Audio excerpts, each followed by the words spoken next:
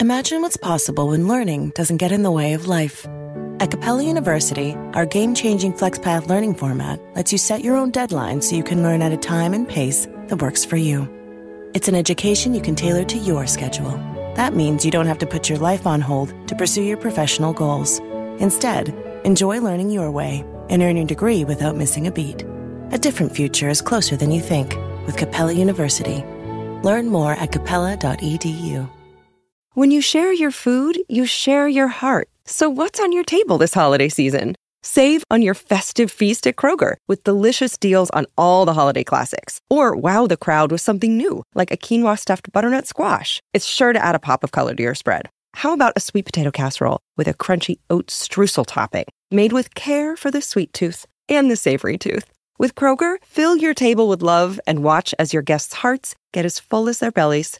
Kroger, fresh for everyone. Welcome to the A World of Difference podcast. I'm Lori Adams Brown, and this is a podcast for those who are different and want to make a difference. Does it feel like your whole world has just been turned upside down? Are you having trouble remembering to drink water or eat? Does it feel like you're walking in quicksand? You can't even concentrate on normal things? You may be walking through trauma. There may be a crisis in your life or in your government that is causing you to feel that you don't know how to put one foot in front of the other. I have walked through times like this, and it really has helped me to walk with a professional therapist through these times. I highly encourage you to find a therapist, and at betterhelp.com/difference, you can get 10% off your first month today. I myself have benefited from a therapist I've worked with there. You can message your therapist in between sessions, go to extra courses around grief or trauma, find support groups, and also really have a person to help you walk through some of the most difficult parts of your life right now. You can get 10% off your first month today by going to www.betterhelp.com/difference. You deserve to heal. Happy New Year, difference makers all around the world. It's 2025, and I don't know if you're excited about that, if you're dreading it, if you're traumatized by it, or if you're really hopeful about what this year brings. And you know what? I kind of feel all of those things, if I'm being honest. The numbers 2025 carry with it some scary words around it, like Project 2025. Nobody knows what that's going to be. But also, every new year has new opportunities to make a difference, to grow, to look at our list of things that worked for us and didn't work for us and make some changes. And today we have a guest on the show named Michelle Moffitt, who's going to bring kind of all of those things. I had the true honor of bearing witness to her story as she contacted me and asked if I would meet her for coffee. She was going to be in town where I live here in Silicon Valley. And Michelle has a son that plays football at Stanford, and she was here for one of his games and had been listening to this podcast, which she found in a time in her life when she was searching for some information about things that had gone on in her own life as she was processing that, and came across our episode with Dr. Wade Mullen. If you haven't listened to it, we're going to link that in the show notes because she's going to definitely want to talk about that. And another shout out to him. He's been helpful to many of us with his writing and his research and his book, Something's Not Right. But Michelle is a dynamic psychotherapist and leadership consultant, and really she's known for guiding individuals and organizations through change using evidence-based strategies. As a facilitator and a speaker, she specializes in teaching emotional intelligence through effective communication, including conflict resolution, feedback delivery, negotiation, and setting boundaries, which she has some real lived experience with, which we will definitely talk about today in this episode.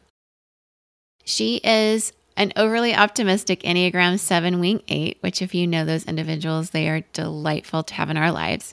She infuses work with positivity and actionable insights. She's a dedicated mom to 5 amazing adults. She seamlessly blends her professional knowledge with real life experiences to empower her clients and audiences. And her passion for growth and development really shines through every aspect of her work, making her a sought after voice in the fields of personal and professional transformation. She has a brand new book that's coming out in January called Cracked Open. What a title.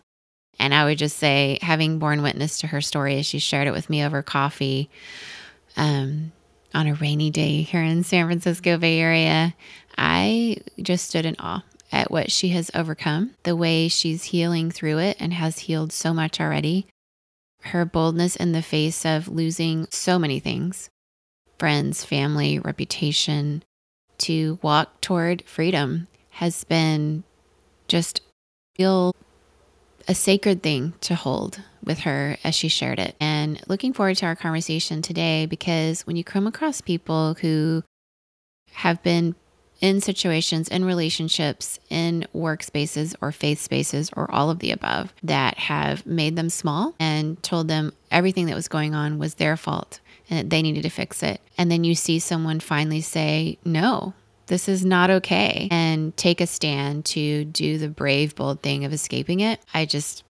stand in awe. And she's one of those. And her story is full of shocking revelations and also just the kind of resilience that is born when somebody says, I'm going to take that next step and do the right thing at the right time. And she did that for herself and her family, escaping a narcissistic, abusive marriage to a Presbyterian minister and church planner and the father of her children. And as he goes through a psychotic break, even in that, she somehow finds the thing within herself that she needed to move forward with the help of those who became a village of support for her. And unfortunately, like many people, that was not the immediate people right around her. And so her story is truly remarkable. And I can't wait for you to hear it today and get to know her a little bit. So excited to welcome to the show today, Michelle Moffitt.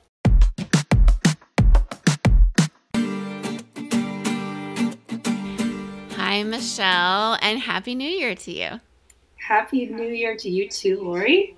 It's great to see you on video. We've had coffee together here in Los Gatos where I live, but it's good to reconnect with you and have this interview. I'm really excited about it. I wanted to first off say, I know a lot of us are thinking about New Year type things, and it can be a time where we reflect and we make some fresh starts, which your book is about. But I kind of wanted to know from you, just here in the beginning, do you have any sort of quirky or meaningful New Year's traditions? Are you setting any fun resolutions this year, or is that not kind of your cup of tea? Actually, I have done, I think it's a Tim Ferriss exercise at the end of the year where I take 2 columns and I go through my calendar and I say what were some good things that happened and what were some things I don't want to repeat again.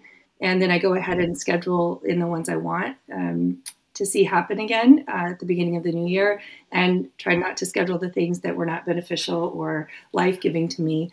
And I also have a friend a couple years ago that told me to pick a word, and I don't really like doing that because I don't follow through very well on that word.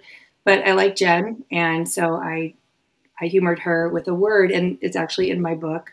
But last year the word was capacious, and it just means more than enough. And I don't like being limited, so it was a good word to remember. There's always room at the table. There's more than enough opportunities. We can cheer each other on. So that was my word last year. I'm not sure what this one will be this year. I like that word. And I like that you took it and did your own thing with it. I think it's so important because life can just happen to us sometimes. Mm-hmm. And I think sometimes, especially as women, especially if we've been in certain faith circles that made us small, or at least encourage us to be small, to find ways where we own our decisions for ourselves. And end of year and beginning of a year can be a really great time to do that. I know that your journey has been something many of our listeners will relate to parts of. And I'm really excited that you've come on the show today to share. But you don't only have a journey as, a human being living this life where none of us really get through without some version of suffering, but you're also a psychotherapist and a leadership consultant. And I'd love to know how your personal experiences has really shaped your approach to the work that you do in that regard. Yeah, that's a great question. One of the big things for me is as a behavior coach, I would say, or a behavioral therapist, is it's really about aligning ourselves, our mind, our feelings, and our actions, and weighing into that. And my own experience of, I would call being gut washed, learning to not trust my intuition, learning to play it small, learning to just obey the rules, and forgoing who I really was, is really led me into this work, because it's so important to show up as our authentic selves and to and play to our strengths and understand how we can continue to grow into that space. Yeah, so true. I think when we live incongruent lives where we're out of alignment with our own values, I, for one, went through a values exercise many years ago with a leadership coach when I was in a toxic work environment. And I keep these little cards on my desk that I went through years ago just to remind me these are my values and to live out those values. And even in the work that I do in talent development, we have our values on the wall. And sometimes I'll be in meetings with our executives and I'll, just be aware those are our values. So whatever decision is made here today, we need to make sure we're aligned with those things on the wall. They're not just words, right? But you've written this book, and it's newly releasing. It's called Cracked Open, A Journey to a Resilient and Independent Mindset. And what do you hope readers really take away from your story? Take us kind of back to the beginning about kind of why you decided to write it and what you're writing about. Yeah, I think originally I had titled it, I Changed My Mind, My Journey with Repentance. And my editor said that's probably not a good title because we'll get the wrong readers reading it that really want to stay in more of a binary space of black and white thinking. And my journey was really about coming out of a space of black and white thinking. And so I sat in a meeting with 8 male leaders in a church and was reporting abuse at the hands of one of their pastors, who happened to be my husband at the time. And when I finished explaining what was going on, with lots of tears and snot and crying, I looked up expecting help and expecting some sort of plan to figure out how do we move forward with this. And they said, they don't believe me. You need to repent. And so at that moment, I was like, well, repentance really means I'm going the wrong way, and now I need to go the right way. I don't understand how I'm going the wrong way here. So basically what they're asking me to do is sit down and shut up. And so at that point, I decided, yeah, this isn't going to be the way for me. And so it was really beginning to unpack, rewire my brain. How did I get here?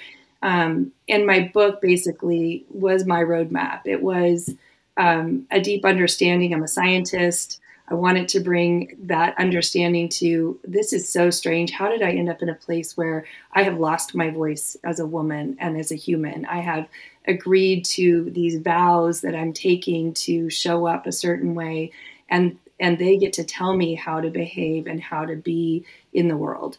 And so the book is really this understanding of how I got to where I was, and then how did I get out of it. All wrapped up together. Yeah, I've heard you say this part of the story to me before in person as we were having coffee, and I think just when I heard it then and when I hear it now, I can imagine that scene. I've been in a similar scene, not by abuse by my own husband, but a narcissistic abuse by a pastor, and reporting it to a board, and they didn't believe me. Mm-hmm. And I have many people who did. Thank God for the people who believed me. Yep. But, and I think that my personal life would have taken a very drastic turn of events if no one had believed me. Mm-hmm. But it was painful enough to have a group of men who were leading the church not believe me, including some who were my good friends, right, who sided with my abuser. And I think that people listening to this podcast, if you've had an experience like that, you feel it. Even if you've gone through a lot of therapy and you've healed like I have, like you have, to the point where we can tell our stories and not be re-triggered in the ways that we were in the beginning. It's still really hard to not be believed. So as you've unpacked that experience of not being believed, what are some of the things that you think you've learned that you've written about in this book? Yeah. One of the bigger understandings I came to was that point, right? These people had been my friends for 10 years. These men in the room we had vacationed and we'd holidayed with, and we shared meals with all of our children. And so to come to some place of like, of not being believed, those 4 words have rung around in my head forever. Just like, we don't believe you. And so I just think, is anybody going to believe me? Did this really happen? Just being gaslit. And so I would call the space I was in a triple patriarchy, right? So I had a narcissistic husband in a narcissistic system, and our greater culture is more patriot, and so I just felt like that's the place where I needed to stand up and I needed to move forward and I needed to say something because it was unbearable. And being able to understand that was really difficult because, again, I had placed my trust in these people, and they had been friends. And once I got out of the system, I had met with a woman pastor that blew my mind that she could be a woman and a pastor. And she said, Michelle, it's a system. You are in a system that they're trying to protect at all costs. And at that moment, I actually was listening to one of your podcasts with Wade Mullen and thought, this is definitely impression management systems. This is what's going on. I couldn't wrap my mind around why people would behave this way, why they wouldn't help me, why I was being abused in a system that gave little care about me and still care very little about me. So. Yeah. I remember also reading Wade Mullen's book right after my abuse. And if you've heard that podcast, like you said you have, you heard me talk about that a little bit. But just in the first pages of that book, something's not right.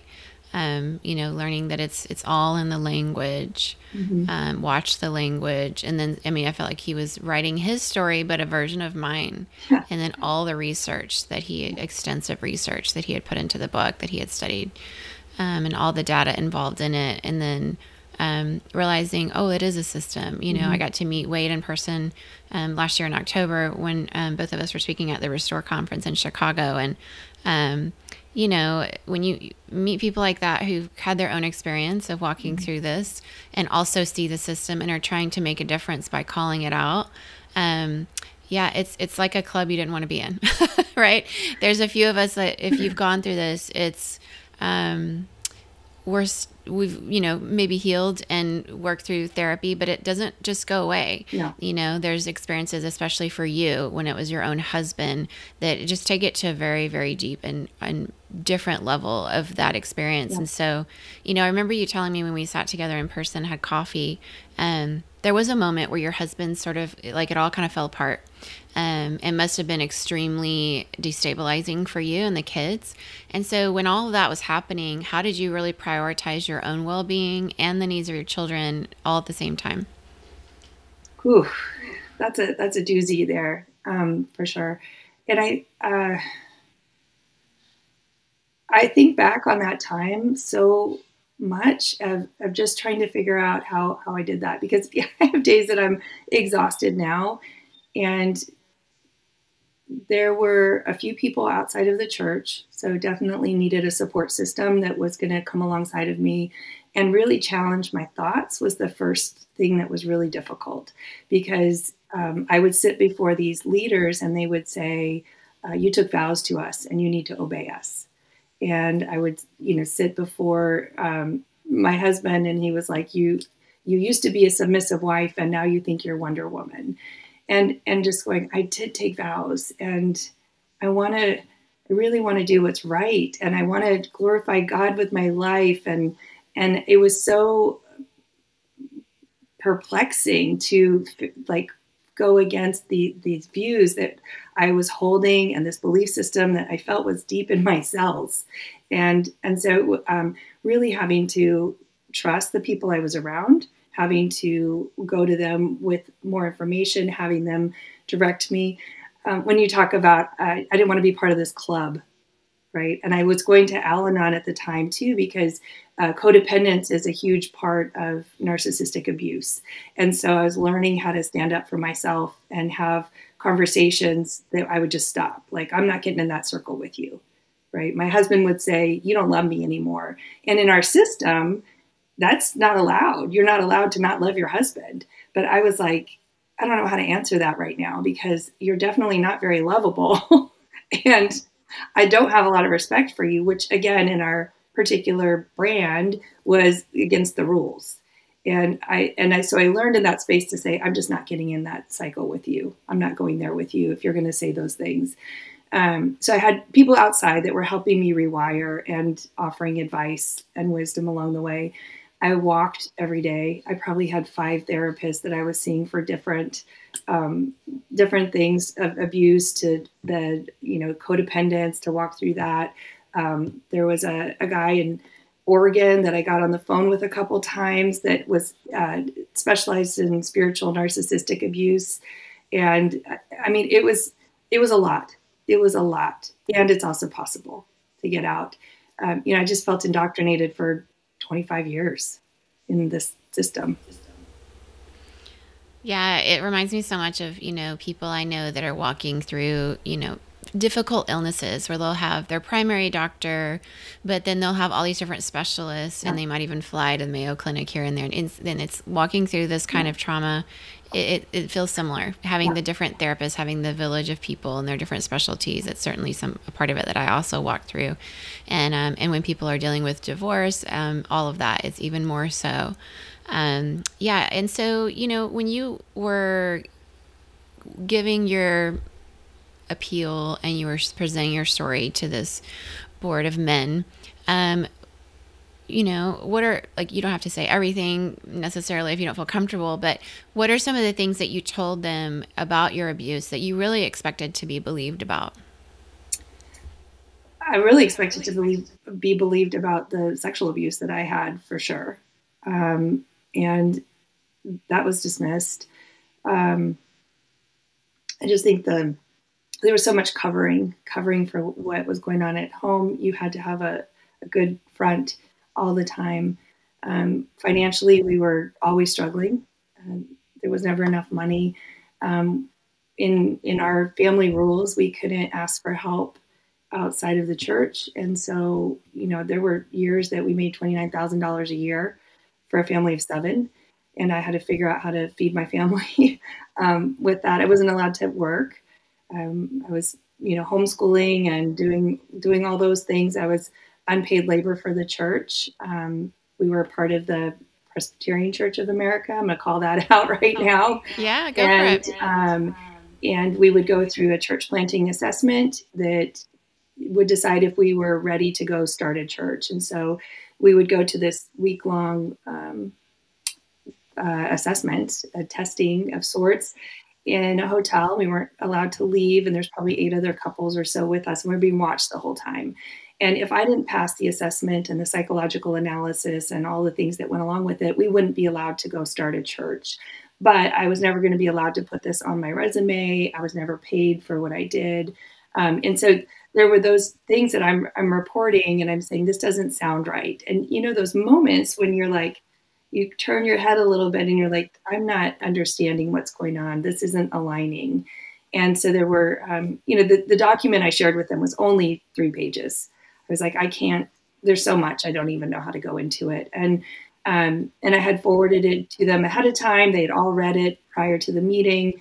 I show up wearing my highest shoes that I had. I'm already tall, so I wanted to be a little bit strengthened by my height in this space. And, so it was abuse, financial abuse, sexual abuse, emotional abuse, the gaslighting. And as it turned out, my ex-husband went in and told them that I was the abuser, as it so often happens in that space. And so I'm just like, there's no winning here for me. I've lost everything. I've lost my community. I've lost my character. That was one of the biggest things for me, of just like, I live, authentically. I live following the rules. And again, I think it was just this, I didn't know who I was living with, and that was scary because he would put on masks, and trying to explain that to somebody, because who they were seeing was very different than who I would see at home. Yeah. And that's where the system, when you have somebody who, maybe has some difficult childhood trauma, which is truly really heartbreaking, and then they step into this system where they're shown a pulpit and a stage and a denomination where men are believed to be closer to God, and where God speaks to the men, and the women have to get their marching orders from the men from God. And the women are told to submit, and the men get paraded around as these, holier than thou leaders who aren't questioned. That system is already a setup, even if your husband hadn't told them a narrative about you ahead of time. But from what we understand about narcissistic personality disorder, which often does heartbreakingly develop after, childhood trauma when therapy hasn't been available or sought. And then the system itself, empowers and I don't even know if empower is the right word, but indulges the narcissistic abuse by putting them in spaces where they're believed, and anybody they abuse, especially a woman, won't be believed. It's already just such a setup for you walking in there. What are some of the things that you learned about narcissistic abuse in the aftermath that probably you didn't understand while you were going through it? And that I would never want to have a PhD in narcissistic personality disorder. Yeah. Right. And going back to that point is like, I didn't want to be part of this club. I think, and going to this Al-Anon meeting of people who were struggling with, their partners or loved one are struggling with addiction or different things, and they're codependent. And I was like, I don't want to be here. And all these beautiful souls in the room said, well, we don't want to be here either. We didn't sign up for this. And, I think at some point you just say, I don't really want this to be my story. And it is. And so when you're walking through it, it is so necessary to have the support and start to unpack what is really going on. What are these terms, gaslighting or, this clamoring for attention or abandonment issues. And I think one of the big things I would say, even as a therapist, is, like you're saying, it is so sad. And there's so much compassion for people who have had really traumatic childhoods. At the same time, they are also responsible for how they behave as an adult. And that is their job to get counseling or work on themselves and not continue these patterns that are so devastating and harmful to people. And so I think the pieces that I've learned, around narcissistic abuse is it's almost likened to brain damage, I would say, because I don't see that we don't yet have a cure. I would hope that we would get a cure, but it's not changing. And they're not going to see it. And they don't care who's affected by it. It's just this lack of empathy across the board of who's getting hurt and who's, and it's this parroting. I remember there was a time I said, you've used me, you've abused me, and you've propped yourself up on me.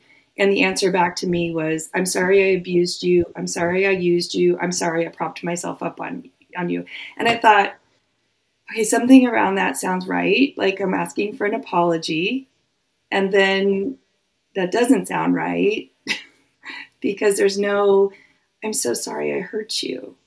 I'm so sorry I wounded you. I can't imagine what you've been through. I will do whatever it takes to make things right together. There was none of this. And so that, the parroting back or always turning it back on me, like, well, I wouldn't be this way if you weren't like this.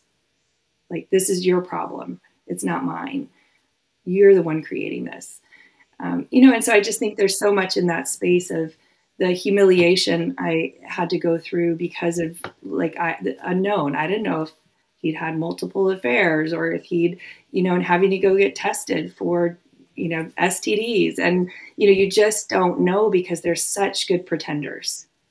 And so those are, gosh, there's a whole list of things you could talk about narcissism and trying to unpack it. It's really just, excuse my language, it's just a mind fuck, right? You're like, how did I get here? And why are we not playing on the same page and in the same sandbox? Because we are not playing by the same rules in life. And, back to your point of functioning through your values. One of my values was I'm always going to be kind. And I'm always going to believe the best about people. Now I've added, I'm not going to be complicit in these places. But, that part, it was just so, distressing to try to figure out, why are you thinking like this? Why are you behaving like this? So there's no kindness. No, there's no kindness. There's no thought of you at all. And in a system that automatically practices the DARVO, which you kind of alluded to earlier, right? Where he went in and made you look like the abuser. So the whole, deny, attack, reverse, victim, offender thing that just seems to be naturally a part of this whole narcissistic personality disorder or narcissistic systems like we experience with the Presbyterian church planting organization and denomination. And certainly I was a part of when I was a Southern Baptist. And, we see these systems that it's not kind to the person who struggling with narcissistic personality disorder either, because they don't also get help. This is something that was largely kind of known when I was a Southern Baptist, but whenever they had the Southern Baptist convention at the hotels, the porn on the hotel televisions goes way up. And it's just this persona of this moral majority, of this we're trying to cleanse our nation and get out all the bad people. We're trying to get the bad people out of our denomination with a conservative takeover or fundamentalism, all the things that it's, we're the right ones, we're the better ones, we're the smarter ones, we know the Bible better, our version's better. And so when you were in this Presbyterian world of church planning as a wife who wasn't allowed to work, that was supposed to kind of play the role of loving wife, supportive wife, always helping her husband look better and be better. What did that do to you on the inside that you're still sort of unpacking? I still question myself a lot. I'll still show up and ask myself, what is it I really do like? I'm trying to figure out, there's 25 years of a scripted life. And, this is what you're supposed to like, and this is what you don't like. And everything is very black and white. And so learning to navigate in that space of bringing complexity in, understanding other viewpoints, other people's point of views, it really is a beautiful place, but it still is really hard to unpack for me. I find myself in those spaces of like, well, what's the right way? Just tell me the right way. And I know, in our brains, the way we're designed, it's all safety. I landed in this system looking for safety. I had a couple traumas happen in college, and I was like, just tell me what the rules are to stay safe. And then you just keep going back to this familiarity of how do I show up? Just tell me. And so coming out of that, I am still trying to figure out, what's right, what's wrong. Maybe there isn't a right and wrong. Maybe there can be complexity here. And it is really, there's a lot of dissonance that happens in my body trying to go, can I just rest in this? Can I rest in the unknown? Is it okay that I don't know all the answers? I don't have the best translation or the most knowledge. And is that okay? I think that's been a huge piece for me of what part was religion, what part was abuse, what part was something that I brought in myself with some sort of faith and spirituality. And I think sometimes I just have to say, I don't know. I'm just happy to be here. I don't know how to unpack it all. Yeah, fundamentalism gives certainty even if it's not real. And it can feed into people who need a persona like a narcissistic, person. And then it also allows all the people involved in it to just have to be a part of this facade that allows them to be shiny, happy on the stage and doing who knows what else, on their hotel TVs and the conventions, or when they travel to preach at other churches, that people look the other way if something seems off, or, a lot of men who are predatorial like this will act out when they travel. Yeah. And in the ministry world, it's very common for men in ministry, whether pastors in the Presbyterian church planning world or, missionaries overseas or any of that, and Southern Baptist as well, to act out when they're traveling and have this anonymity because the wives are supposed to be at home with the children. At what point do you think you sort of realized things weren't on the up and up in your marriage in that way? Very early on. Yeah. So I got married, and some of the wedding vows and some of the premarital counseling was divorce isn't an option ever. And take that out of your vocabulary. And so 2 weeks into my marriage, we're hiking in the North Georgia mountains, and I'm chatty because I like using my words. And And my husband wasn't, my husband of 2 weeks wasn't saying anything. And I stopped and I said, hey, you're not adding to the conversation here. What's going on? And what are you thinking about? And he sits down and puts his head in his hands and says, I've lied to you. And, I'm all of 24 years old going, okay, what have you lied to me about? And he said, how fast I ran the 40, that I quit chewing tobacco, that, my weight, my grades, all these things, how I'm spending my time. And then he said, and that I was together with somebody right before we got married.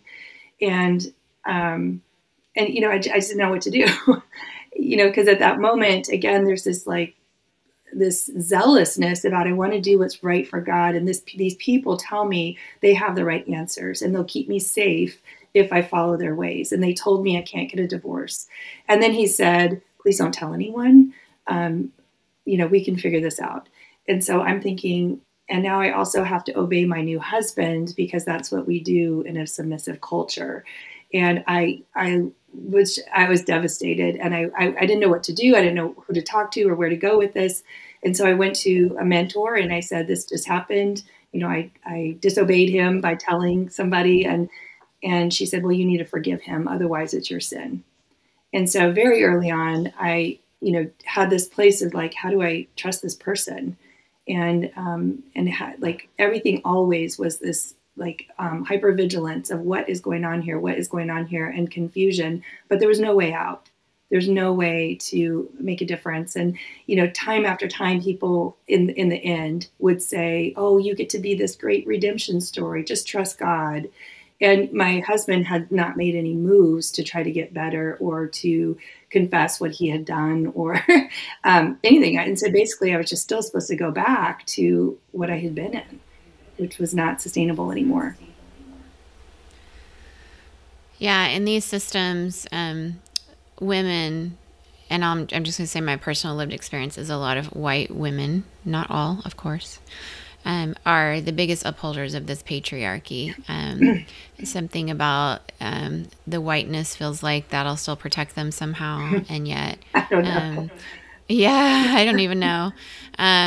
But there is a lot of, I hear so many stories of women in abusive relationships in these fundamentalist Christian circles. Mm-hmm. When they tell women a version of it, that it's the women themselves that push them back in, that don't provide a way of escape, that don't give them tools. It's as if the tools, they've never needed to have them. Yeah. Maybe because of the whiteness, I don't know. But I like my Latina friends, my Black women friends especially, even Asian American friends. I've had very different narratives coming from them because they just have different tools. There's something about in some of these fundamentalist American Christianity, white Christian spaces where the women just don't have the tools. Mm-hmm. And there is some overt complicity. And then sometimes it's just you were crying out for help at times, I assume, saying little things, little bubbles that people could have picked up on, and they didn't, because that's in so many stories. And so as you're walking through this and you're starting to realize it's not what you wanted, a lot of women get blamed for not escaping earlier in a domestic violence situation or abusive mm-hmm. marriage with an intimate partner. And yet we know the time of escape is the most dangerous time for mm-hmm. a woman's life because she's very likely to be murdered in that escape. Mm-hmm. It's statistically very, very high. Mm-hmm. And so the fear of that women often know intuitively is what keeps them. And if you have children, it's more complicated. So if you could go back and be a person that would have listened to you and would have helped you, what would you have needed? What kind of friend did you need? Yeah, I think at that time I had actually gone to graduate school. And so I had gotten my degree in counseling at a seminary. So that was allowed. And I was going to be helping the church because they could send their parishioners to me to have biblical aligned counseling. And at that time, I had set up a bank account for my business, which was something that was going to be necessary along the way. I just didn't recognize it. So that was kind of one of those beautiful things that happened. But having my own money, disposable income is huge. Resourcing people from the outside. There's no way I would have been able to get out had it not been for my personal board of directors, is what I call them. And financially, they're the ones who helped me because I didn't have we didn't have any money. We had no assets. We had $66,000 in a retirement fund after 25 years of working. And so there was nothing to draw on to get me out of this situation.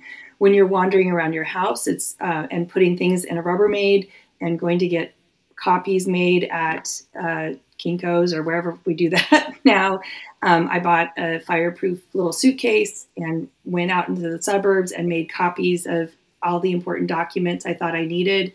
And I stored that at a friend's house. And, when you're walking around your house going, what really matters if I have to escape? What am I going to put? And so I had a couple Rubbermaids of clothes for me and the children.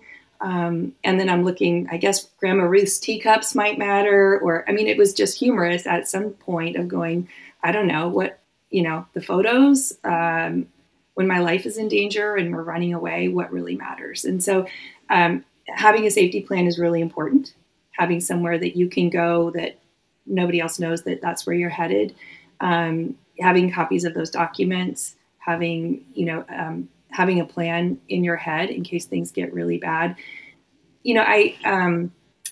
Reaching out to the authorities. This is a huge one for me specifically because, again, everything was held inside the church. Every issue was solvable with these wise, godly men, right? And so that you didn't access outside help very often. And so I didn't know what my rights were as a abused woman. I didn't know I could get a restraining order. I didn't know I could call the police. I didn't know I could commit my husband to a hospital. Everything was done secretly. And so he was dealing with a psychotic break, and it was not talked about at the church. He was on a personal leave of absence, and I didn't know what to do because I'm trying to handle everything at home and not knowing what's going on with him. But he also had guns. And so that was, if I'd taken him to the hospital, the guns would be off the table now forever. But it was still all held like, oh, God can fix this. God can do this. We'll be the ones helping you. We'll assist you. And so really knowing what your rights are outside of the bubble of the church is really important also. So those are a few things, but it's not easy and it's really scary. It's so scary. And I know in your story, in your escape plan, you ended up getting help from your sister, if I'm not wrong, who helped you. Yeah. And I hear this over and over again, that sisters often play a role if you're blessed to have them and you're blessed to be in good relationship with them. Sometimes it's somebody completely out of that fundamentalist system itself that can help you, because inside the culty type of environment where we're the smartest, we're the best, nobody does it better like we do, we know the scriptures better, and so you don't trust the police, you don't trust the doctors, you don't trust the therapists because they wouldn't understand how it is here. And so tell us about how your sister helped you kind of sort of get out of that. Yeah, so she was on my personal board, and the board consisted of a lawyer, my sister, people who could read every single email that came and went between me and my husband or these church leaders and take all the emotionality out of it. I had somebody that I could cry to. If my sister ever listens to this, she'll attest to not being the one that she wanted me to cry to. But she really came up with a strategy for me. She's an excellent planner, and she could see, here's the bucket that for this, here's the bucket for this, here's the timeline that needs to happen, here's when you're going to talk to people about leaving, here's when you're going to go get housing, and so she was really instrumental and believed more in me than I ever believed in myself that I could get out. So that was huge. Because I think when when any of us are walking through trauma, when you have a planner in your life that can help you know the next step. For me, I had friends that would say, are you drinking or eating? Because I didn't remember to eat or drink when I was being ousted from my toxic work environment after my abuse. And I think sometimes it's just the basic human needs that you don't even know how to walk through. So having people bring me meals was really helpful. And just doing those everyday life things that you can't do. Anybody who steps in to help you with those, whether it's the legal part that you're having to walk through with a divorce, or it's the when will you tell people, what a tremendous gift. So if anyone's listening to this and you know somebody that's suffering from any version of abuse, and especially if it's a marriage they're walking away from, where they're in that escape moment where it is dangerous, they do need a place to stay, where you tell them where the key is and nobody else knows where it is, and you help them figure out how to turn off their phone so they can't be traced, or all the things, maybe get on Signal as they message them, because some of the narcissistic abuse with, tech savvy people can be really hard. What were some of the things that you did also to protect yourself and your kids during this time? Yeah, I would agree with all that. I found tracking software on my phone that, I would never dream that would be something that was there. And, I don't know if I was being followed. I felt like I was being followed. So there was a lot of that. The stalking issue is huge. I think another thing that is really helpful for others to know that are helping somebody walk through this is you have to tell your story over and over and over and over to get it washed out of your system. And so people that would listen to me like on playback were just some of the most precious, genuine people in my life, because I needed to keep talking about it and letting it wash through my system and being more alert to things that were happening and being aware. If I would say something and they were like, that's not okay. And I'm like, oh, right. That's not okay. Just the indoctrination, I don't have a better word for that, but that I was under, I just had learned to accept everything. And so being able to really have people that would help me challenge my mindset also. So those friends are so invaluable to have, that you can talk to and tell over and over and over on repeat. Yeah. I 100% agree. And it's my own lived experience from telling my story again and again. There's people in my life that are just always going to be so special because they sat and listened again and again and again and again, thousands of times, because you're unpeeling onion layers. When you leave a person who's abused you in this narcissistic way, but also that system, that church, that faith community, you're unpeeling all of it at once. And it's just the most violent crash, whether you choose it or whether it chooses you. Either way, when you get spit out or you jump out and escape, the escape is brutal. You get cut, all kinds of paper cuts, and you're bleeding out from it, and you need to be able to tell every little piece. And it's so special to bear witness. That really is truly how our brains heal from trauma. It's a huge part of it, is having an empathetic witness, which has been an honor for me to hear your story, both in person as we had coffee, and even now as we hear it again and I hear new parts of it, and it helps me understand.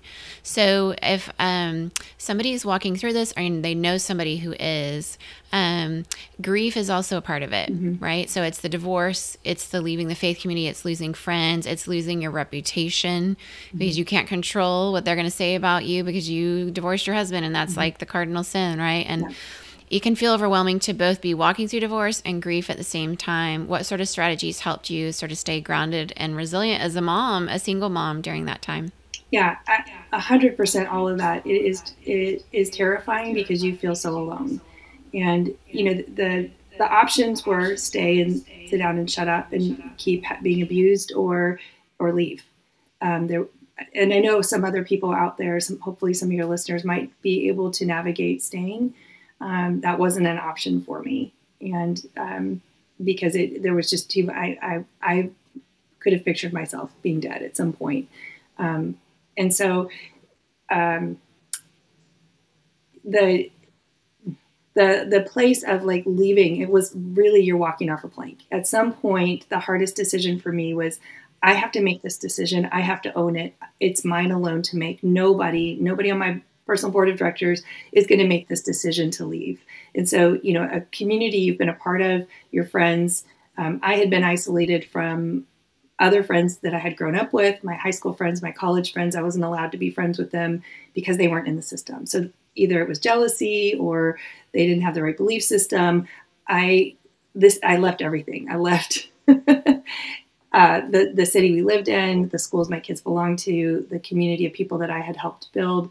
and then my marriage. And so navigating that was just really a place of me going, I have to get out of bed every day. I have to make it work. And I had legal pads of paper that I had the things written on, and I would just go through and just cross off things. Sleep was hard to come by and necessary. And so I would say, make sure you get sleep. It is the number one way to restore yourself and heal. And getting good trauma therapy is necessary. EMDR, I would highly recommend that. And, the walking, whatever you can do to help yourself is really, the cross-body motion and walking, journaling, listening to other people's stories, understanding you're not alone. But it is really hard. It is really, really hard. I can't explain it in any other way, but you're absolutely alone. And that's what you feel like. I think in that space of rewiring, you feel alone, like whether you were excommunicated and you're not allowed back or, whatever it is. But, I have not heard from most people in that community in 6 years. And so I would say they've written me off. I'm not somebody that they want to get to know. And this is the life I built for myself and I was a part of and a participant in. And at one point, one of the women who I had been mentoring told me if I didn't do what she was telling me to do, which she was probably 15 years younger than me, that she wouldn't be my friend anymore. And so I just said, well, I guess we can't be friends. These are the hard decisions you have to make. And so it's understandable, back to your point, of why people don't leave. It's terrifying. I don't have. Yeah. I wish there was a nicer word around it. But there's just not. Yeah. Yeah. The grief and loss is just unimaginable. Mm-hmm. And, I don't think anybody could wrap their mind around how to walk through it, except that at some point there is a breaking point and you have to say, is it worth staying more than it's worth going? Yeah. And it's bad when a woman gets to your point and looks all of that grief and loss in the face and says it's actually worth going because it must be really that bad. Mm-hmm. Yeah. And you came from a world that looked a lot, it looked polished. It was the kids, it was the cute family, it was the husbands in ministry. We're a church planting couple, we're Presbyterian. The holidays can especially be a really tough time because it's wrapped in faith and Christianity, especially for ministry families. You were probably heavily involved in Christmas with the unpaid labor that women often do in these scenarios. And then there's holiday cards, going out with pictures of families, and it looks a certain way as to whether or not people are like that every day. Who knows what they had to do to bribe their kids to even smile. But you don't even have the chance to look perfect anymore because there's no husband in the photo. Like, what was that first holiday like for you with all the grief and loss after the divorce? How did you navigate the practical things from family Christmas cards to all the things you had to decide on your own at that point? Mm-hmm. Yeah, I have that feels like a sucker punch. Going back there, thinking about that right now, there's a rock in my stomach. There were a lot of things that I wanted to keep as normal as possible for my kids. At that point, I have 5 kids. 3 of them were out of the house, college, coming home, but home wasn't home. We'd moved, and this new space definitely wasn't anywhere they were familiar with. It's where I grew up. So they were coming back to this new house that wasn't familiar. And I thought the Christmas cards, it's funny you mentioned that because I was like, darn it, we're putting a Christmas card out there. And maybe we only have 10 people we're sending it to, but we're going to keep as much of our tradition as we can, just to keep the kids stable. And, so I think my thing really was focus on how do I do this with my kids, and they were all kind of at a different place around their faith as well, because they experienced this also and lost their community. They lost, people didn't reach out to them either. So the whole family ended up losing.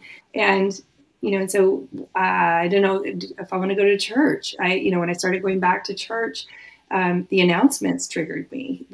The order of worship triggered me. The way that, a pastor would get on stage, or the way people greeted each other. And so, there wasn't no more family cohesiveness around Advent and just those things that were just very normal and routine for us. And so it was just like, okay, how do I focus on my kids here? How do I make this okay for them? If they want to go to church, I'll go with them. But I need them to be stable as much as possible in this space. And so Christmas card, making the cookies, doing our funny traditions that we do. We celebrate St. Nicholas, we celebrate St. Lucia with sticky buns, and just making sure that was happening was huge. But it was disruptive in every way, shape, and form for everybody. And I think one of the things I realized is on the flip side of it, coming out, it takes a long time. It takes a long time to figure out who you are, what your identity is, what your own strengths are.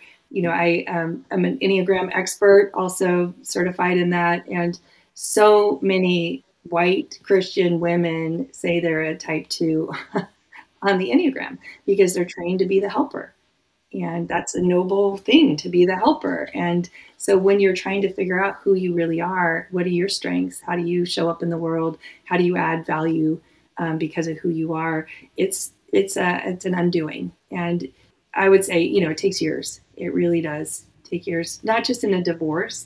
There's some statistic that says for every 5 years you were married, it's going to take a year to heal. But the undoing of all this is, it's really difficult. And I don't want the listeners to be dissuaded or, sad about that part, but it's necessary. And you need to be safe and you need to do what's right. And sometimes it's not the story we want, but it will lead to something so much better when you're cracked open. It's certainly well said. Healing is worth it, and you deserve to heal. And I'm so glad to see that you are, and you're still working on yourself because you deserve so much healing. And you're a giver. So you're giving this gift to others as they read your story. How can people find your book? Give us a little bit of kind of overview of what you're what you've written about, and then how can people find you when they want to know more? Yeah, so the book is called Cracked Open, A Journey with a Resilient and Independent Mindset. There's a lot of psychology in it that's very friendly to the reader, but just an understanding about how do we get in spaces like this where we're just cookie cutter, Stepford wives of everyone else in the room. And how do we get out? And what does it really mean to live these big, authentic lives that we get the opportunity to live? And so the book's going to be available on Amazon. You can find it at your local bookstores, hopefully at some point, in the library. And there's a Kindle edition and paperback and hardback editions. Awesome. Where can people find you online? Where do you hang out? Sure. I'm on LinkedIn, Michelle Moffitt Coach, and the same handle on Instagram as well. So, thank you, Michelle, so much for both sharing your story so bravely, so vulnerably, and also with such a spirit of helping others see who are walking through this, how they can find their steps to freedom too. And it's really one step at a time, but we need our partners who help house us on escape in a case of like an Underground Railroad situation where you're escaping those who have entrapped you, right? And that different houses along the way, different people will help you on your journey. And you're a great reminder of the hope of that. So thank you so much. We're going to have you hang out for one more question with our Patreon supporters and difference makers. But thank you so much for being on the show today, Michelle. Absolutely. Thanks for having me. As I listened to this conversation with Michelle, I knew going into it, there were going to be parts of it that I had heard before. And I also expected to hear parts that I didn't really completely understand the first time or that were new. And that certainly happened. And at the same time, hearing some of the things I had already heard in person with her over coffee here where I live in the South Bay of the San Francisco Bay Area. It's so heartbreaking knowing that she was in that relationship and nobody in her immediate faith community stood up with her and said, I want to help you walk through this. She reported to these men, these elders, and they didn't believe her. And even now, so many people in that faith community 6 years later have not believed her or reached out to her when this is something that she walked through, suffered through, was the victim of, and somehow the narcissistic abuse of her husband, pastor, who was platformed and given opportunities to speak and be automatically trusted and believed when he walked in the room, and that she was automatically needing to prove herself when she has a psychotherapy practice, when she looks at data related to it as a scientist from that perspective, when she has done the research and the work, when she has lived this authentic life and followed the rules and he has not, and somehow she's still being blamed for her own abuse. It's unacceptable. It's heartbreaking. It's infuriating. And I know that many of you out there have walked through versions of this yourself. And this darkness is heavy and awful and feels so impossible at times to overcome. Just getting enough sleep as you're walking through it is such a beast, and yet that's what you need. And just getting out to take walks feels like you're walking in quicksand, and yet you need to take walks and have that bilateral movement that we find so helpful in EMDR as we tell our story, and having people sit and bear witness and hear it again and again and again as you unpack the onion layers of this narcissistic abuse that she unfortunately experienced both in her faith community as this was her pastor, but also in her own home because she shared a bed with this man in a life for years and he was the father of her children. And I just want you to know, if you have walked through something similar to this and you were not believed, and especially if you're still not believed, I just want you to feel love through these airwaves as you're listening to this podcast or through this screen if you're watching it on YouTube, to know that you are not alone. There are women like Michelle who've walked through this. There are many other women that I know personally in my life who've walked through this, have come out the other side, are coming out the other side, have made that escape, have somehow come out with their lives and their children in the process, some of them, and that there is life and beauty and light on the other side. And I actually still have a candle lit right here that actually smells good. It's a winter scented candle. It's called Munich Christmas. And I lit it in anticipation of this conversation today, knowing that in the darkness, I myself was going to need that reminder that there is light. And sometimes, as we all know, light shines the most bright in the darkness. And all you need is one little candle to be lit to remind you that there's light and there's goodness, and to go toward that. And as we find that warmth in the coldness and that light in the darkness, I just want you to know that you deserve all the healing. You deserve all the coziness. If you need to wear cozy sweaters like I am now in this interview to keep you warm and to feel good next to your skin at a time where just all the things seem really hard, Michelle and I both are here to tell you in this conversation today that taking that next step towards your healing is brave and bold, and you're not alone. And if there's anything I learned that really helped me in DBT therapy after my own experience with narcissistic abuse in a workplace environment, in a church, it was that my body was so reeling and my nervous system was so shot from the belittling, from the verbal abuse, from the intimidation, the coercion, the mobbing, the name calling, the gaslighting, the berating, the financial abuse, the making me feel small, the stealing my voice, the discrediting me, the going behind my back and telling people false narratives about me to paint me in a certain way, and to paint himself as the victim of me, and to really Darvo by denying and attacking and reversing victim offender. That somehow in that process, my whole parasympathetic nervous system had been completely shot, and re-healing to a place of safety meant sometimes just wearing things that felt good,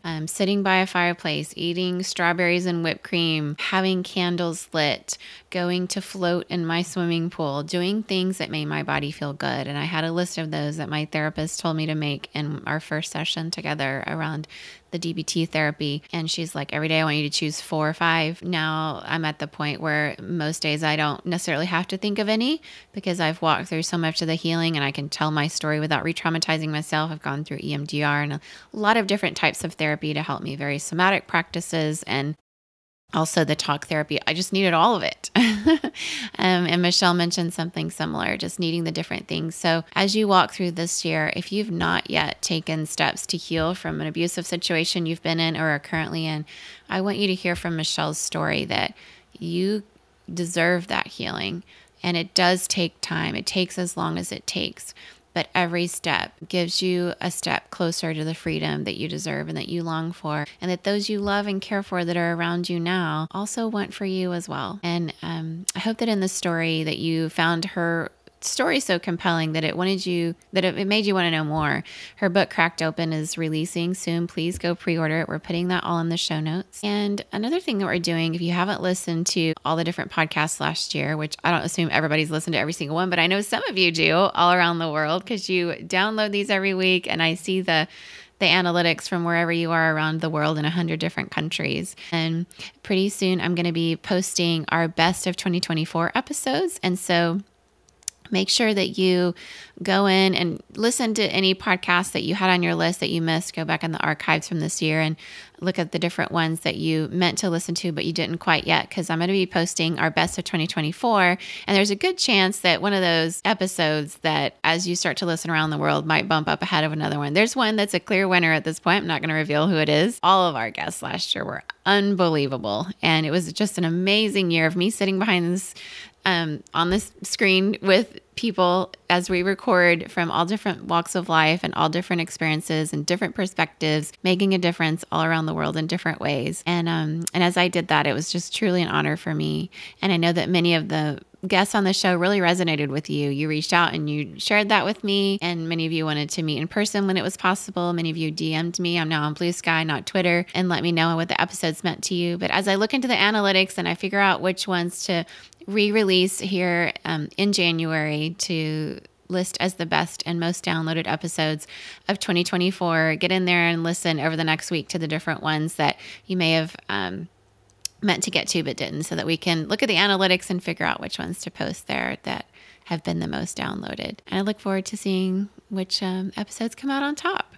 Each of you, I know that you're walking through a lot of different things, some of you in very difficult circumstances around the world, and some of you are in need of real connection, and that's why you come here, to listen, to be inspired. That's why I sit here and interview different guests that are on the show. I'm looking for the same inspiration too, and I'm looking for connection with different people as well. And so all you difference makers out there, I just want to let you know, you've made such a difference in my life by coming and listening every week, by interacting, by sharing these episodes, by giving us reviews. And if there is any one gift you want to give us this year to help other people find us, giving us a 5-star review really does make a difference for us. It helps people find us. It helps more people get connected into this community of difference makers. And it doesn't take very long. So I'd really appreciate it if you liked these episodes that you've listened to, that you'd go in and give us a 5-star review wherever you listen to your podcasts. You can also go to aworldoftdifferencepodcast.com/review and find a way to do it there.